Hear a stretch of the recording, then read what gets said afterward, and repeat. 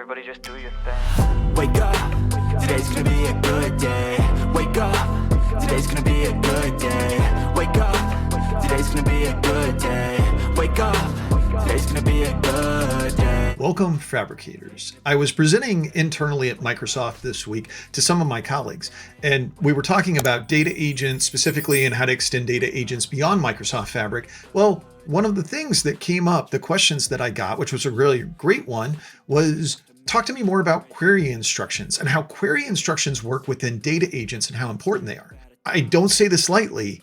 Query instructions are the thing that sets agents and data agents in Microsoft Fabric apart from any other agent. In my opinion, they blow them away because we are actually able to validate the source of truth using a query, put it into our agent instructions. And while the agent isn't guaranteed to use it every single time, it will typically utilize it, and it will use it to be able to defer additional context. So if I have questions that build off of them, then I can utilize that query question.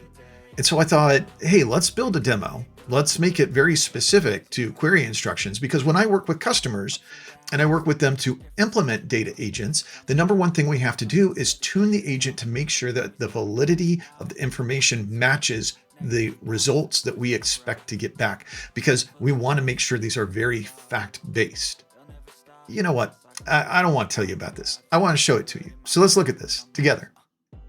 All right, I'm in my Fabric workspace and I'm going to go to a warehouse I have, dw_movies. And I've got three tables that I want to use in particular out of this.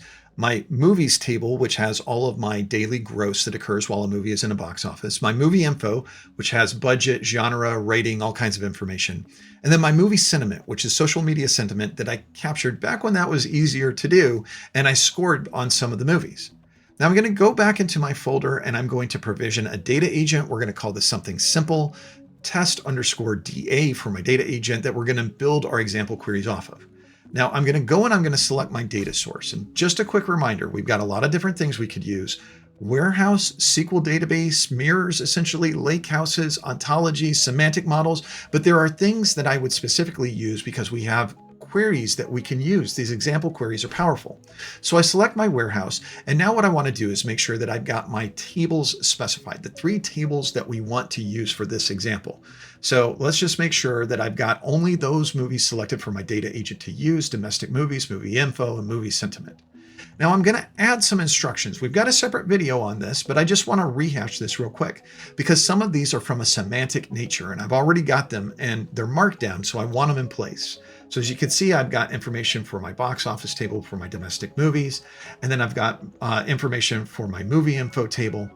I specifically left some of the things out for sentiment. And there's a reason for that, because that's going to help us when we get into our examples. Now, I could go to the setup pane, and there's my agent instructions, but we're going to go to data source next. I'm just going to insert some quick information about the tables that we're going to use. I don't have a separate data source in there, so I don't really need to distinguish between the warehouse or anything else. And now I'm going to example queries. This is where the action is going to be for this video.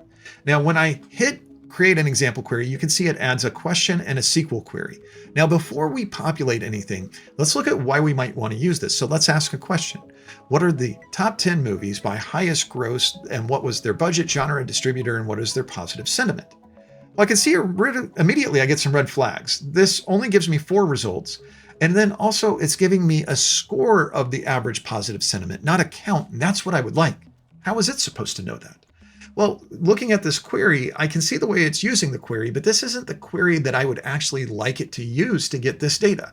So this is a good example for us to use. So what I'm going to do is come over here and I'm going to add my question and I'm going to add the query I'd like it to use. So what are the top 10 movies by highest gross? What was their budget, genre, distributor? What is their positive sentiment? The query I would like it to use, and we're going to get a little more real estate so that way we can look at this query together, uses a subquery to get a count of positive sentiment. And I find that to be very, very key. I'm also asking for the top 10 results. And I've tested this query, so I know that this is going to return. I'm going to select this example. It's going to validate this query. But now let's re-ask the question. And what we should see is that it derives the results from this. So let's go ahead. We ask the same question again. Give me the top 10, give me budget and genre.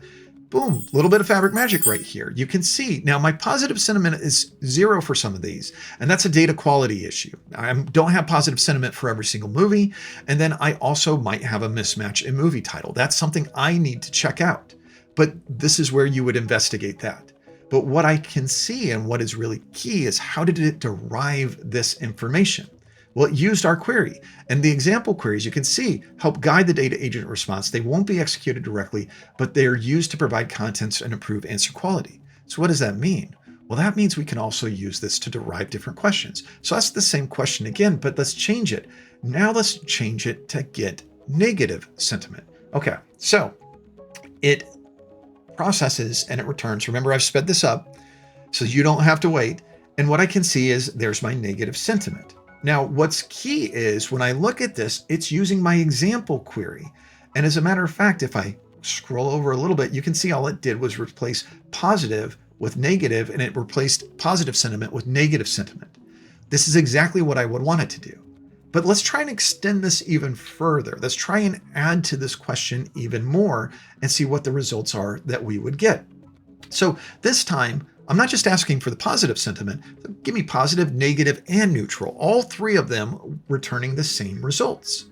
Now, when this processes, again, what I'm looking for is the derivation from our query. Is it using this? Now, again, fabric magic, there we go. I can see the results look good. I've got positive, negative, and neutral. But now let's take a look at this, and I can see the subquery actually appended. We've got 3 of them now, 1 for positive, 1 for negative, 1 for neutral, and I'm getting these results back in the way I would want the results to actually be set. Very, very nice. Now, speaking of the way I'd like them to be set, maybe I want to make sure that the money value is coming back every single time. But first, let's actually check this out. Let's check this out where sentiment is not equal to 0. Let's see what it does here. Little more derivation this time. Little bit of fabric magic too. This time we have a different set of movie lists, which I would expect because now we've actually got a where predicate value based off of whether or not sentiment exists for a movie. I like this. I like this. Okay, so now we've had 3 derivations that we can measure from this example query. This is clearly a good example query for us to be able to utilize. Now I'm going to change this example query a little bit. One of the things that I'm going to do is I'm going to make sure that the money is now cast, but I also did something tricky. I changed the case of the sentiment table. It's case sensitive in my data warehouse. And so I put an uppercase S instead of a lowercase s. Now what will happen is it will invalidate this. So as we click in here and I take this question and I ask it again, you're going to see it actually throws a validation error. Now I ask the question, and does it actually still use this? That's what you may want to know. And this is an important thing for us to realize, that it gives us the same answer back because it's caching this in the buffers. It's already returned this query before. As a matter of fact, it doesn't even give me an example to be able to run from because it's already got this within its result cache. So to be able to really test this, I've got to do a couple of things. Now, first off, I am going to fix this query because I do want to be able to utilize it. But the result set caching and clearing that is very important, and we're going to get in that a bit more. So you can see there's my issue. It flags that the sentiment column was a problem.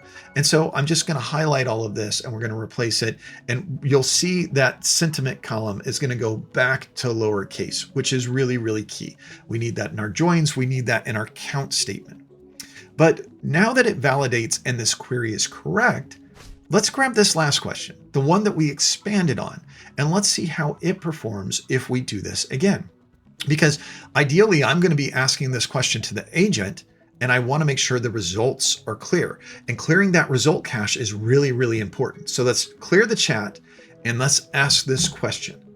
And what I see back is whatever the opposite of fabric magic would be, that's going to be the result that we get back. I only get one movie, and this is clearly not what I wanted it to be able to utilize. And there's no where predicate value specifically filtering to make sure that there is a sentiment in place.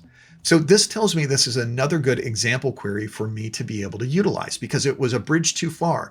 I got there previously by stepping through it in context. So we're going to add this question and we're going to add a query specifically to be able to have that where predicate value that we were missing last time. Okay, so looking at this a little bit more, let me expand this so we can see it. we make sure that the count is actually in place, and we want to be able to get the count of the overall value. So now we've got some conditional logic in here to validate that. So let's go ahead and check that box, make sure that our query is correct. And once we know it is, let's go ahead and grab this. Let's ask it one more time, because now we want to see, are we derived from this? That is the key to this. Okay, so we let this run. And remember, I've sped up all this agent process so you don't have to wait. Boom, fabric magic. There we go. That's the results I would expect. And if we expand this even further, it's using our query to be able to get these results. But you know how we need to test this? It's not enough for us just to be able to validate. We need to clear the cache in the chat and validate that we get the answer with this question again. So let's ask the same question, asking where the sentiment is not 0, and let's look at the results. Boom, there we go. Fabric magic. And this time when we go through the steps, we should be able to make a comparison, and we should see that the query it's utilizing is very similar, if not exactly the same as the query example that we put into place. Okay, sound off. I want to hear from you. Are you excited about example queries? Again, in my opinion, this is what sets data agents far and away from any other agent source that we can use from our data in Microsoft Fabric, because we can use these example queries to be able to validate exactly the results that we are expecting and make sure that those results are right for our users. Because as we know, if your users can't trust the data and the results are being returned, they can't trust what we're doing. Okay, thank you so much for joining us on Tales from the Field. As always, be good to one another out there. Today's gonna be a good day. Wake up. Today's gonna be a good day.